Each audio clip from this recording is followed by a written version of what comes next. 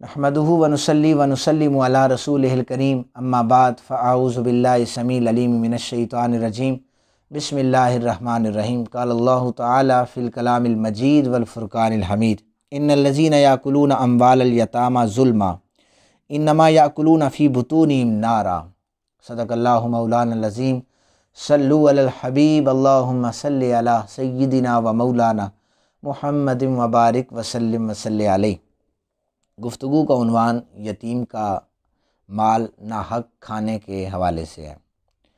یتیم کے حوالے سے نبی پاک صلی اللہ علیہ وسلم نے فرمایا، اے ابو ذر، میں تمہیں کمزور آدمی دیکھتا ہوں اور تمہارے لیے وہی کچھ پسند کرتا ہوں جو خود اپنی ذات کے لیے پسند کرتا ہوں۔ فرمایا دو آدمیوں کا امیر مت بننا اور یتیم کے مال کی ذمہ داری مت لینا۔ دو آدمیوں کے امیر سے یہی مراد ہے کہ جب آپ ان کی ضروریات کو پورا نہیں کر سکتے یا ان کا خیال نہیں رکھ سکتے تو پھر ان کا امیر بننے کی ضرورت نہیں ہے، ان کا رہنما بننے کی ضرورت نہیں ہے۔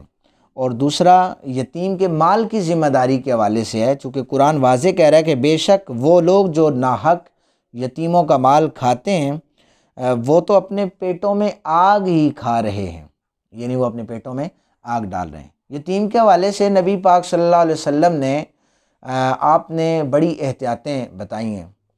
میں آپ کو یہ بتاتا چلوں کہ ایک واقعہ ساتھ یہ بھی سنا دیتا ہوں کہ نبی پاک صلی اللہ علیہ وسلم کے صحابہ کرام بیٹھے تھے محفل میں، اور اچانک ایک شخص آیا دوڑتا ہوا۔ اس نے کہا کہ یا رسول اللہ صلی اللہ علیہ وسلم، میرا بچہ گم ہو گیا ہے، تو اگر کسی آپ کے غلام نے دیکھا ہو تو وہ ضرور مجھے بتائے۔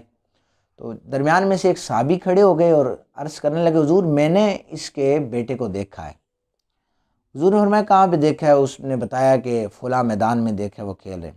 اب ظاہر ہے باپ نے جو ہی سنا کہ میرا بچہ فلاں میدان میں کھیل رہا ہے اور مجھ سے بچھڑا ہوا ہے، گم ہو گیا ہے، باپ ڈھونڈنے کے لیے دوڑا۔ تو نبی پاک صلی اللہ علیہ وسلم نے اپنے صحابہ کرام میں سے کسی ایک صحابی کو بھیجا کہ جاؤ اس کو روکو، واپس بلاؤ۔ واپس بلایا گیا۔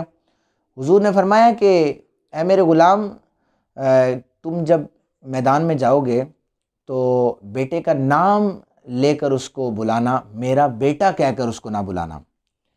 یا رسول اللہ وہ میرا بیٹا ہے تو بیٹا کہہ کر ہی بلاؤں گا، تو نام لینے کی اس میں مطلب کچھ آپ وضاحت فرما دیں۔ تو آقا پاک صلی اللہ علیہ وسلم نے فرمایا دیکھو جب تم اسے بیٹا کہہ کر بلاؤ گے تو وہاں پر کتنے یتیم بچے کھیل رہے ہوں گے، انہیں اپنے والد کی یاد آئے گی، اس لیے اس کا نام لے کر تم بلانا، تاکہ اس میں بھی نبی پاک صلی اللہ علیہ وسلم نے یتیموں کے بارے میں یہ والی احتیاط بتائی ہے۔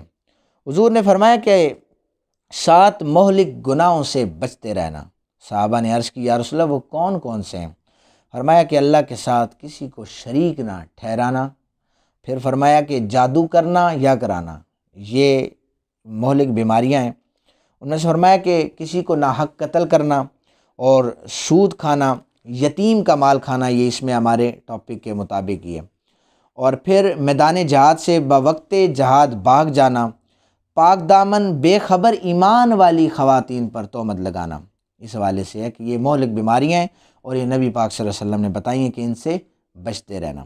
فرمایا حضرت ابو ہریرہ راوی ہیں کہ 4 افراد ایسے ہیں اللہ تعالیٰ نے اپنے لیے ضروری سمجھا ہے کہ انہیں جنت میں داخل نہیں کروں گا، جنت کی نعمتیں بھی چکھنے نہیں دوں گا۔ وہ بدقسمت لوگ کون ہیں؟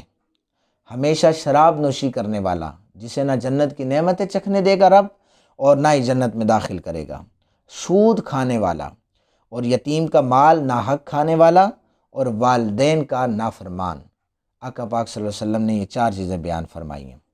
حضرت ابو برزہ رضی اللہ تعالیٰ عنہ راوی ہیں، نبی پاک صلی اللہ علیہ وسلم نے فرمایا قیامت کے دن کچھ لوگوں کو قبروں سے اس حال میں اٹھایا جائے گا کہ ان کے چہروں پر آگ بھڑک رہی ہوگی۔ عرض کی گئی یا رسول اللہ صلی اللہ علیہ وآلہ وسلم وہ کون لوگ ہیں؟ ارشاد فرمایا کیا تم نے دیکھا نہیں کہ اللہ عز و جل فرماتا ہے ان الذین یاکلون اموال الیتامی ظلما انما یاکلون فی بطونہم نارا وسیصلون سعیرا، کہ بے شک جو لوگ یتیموں کا مال ظلماً کھا رہے ہیں وہ تو اپنے پیٹوں میں آگ ہی ڈال رہے ہیں۔ تو اب آقا پاک صلی اللہ علیہ وسلم نے اس حدیث پاک کے ساتھ یہ سورہ نساء کی آیت پڑھی کہ جنہیں قبروں سے اٹھایا جائے گا جنہیں آگ لگی ہوئی ہوگی۔ یہ وہ لوگ ہوں گے جو دنیا میں رہتے ہوئے یتیموں کا مال ناحق کھاتے تھے۔ تو اگر آپ یتیموں کی پرورش اچھے انداز سے نہیں کر سکتے تو آپ کو ان کی ذمہ داری لینے کی ضرورت نہیں ہے۔ ذرا سی بھی اگر غفلت برتی تو اس کے لیے سخت وعیدیں نبی پاک صلی اللہ علیہ وسلم نے فرمائی ہیں۔ دعا کریں اللہ تعالی ہمیں یتیموں کا مال ناحق کھانے کی توفیق نہ دے اور ہمیں اس سے بچنے کی توفیق دے۔ وما علینا الا البلاغ المبین۔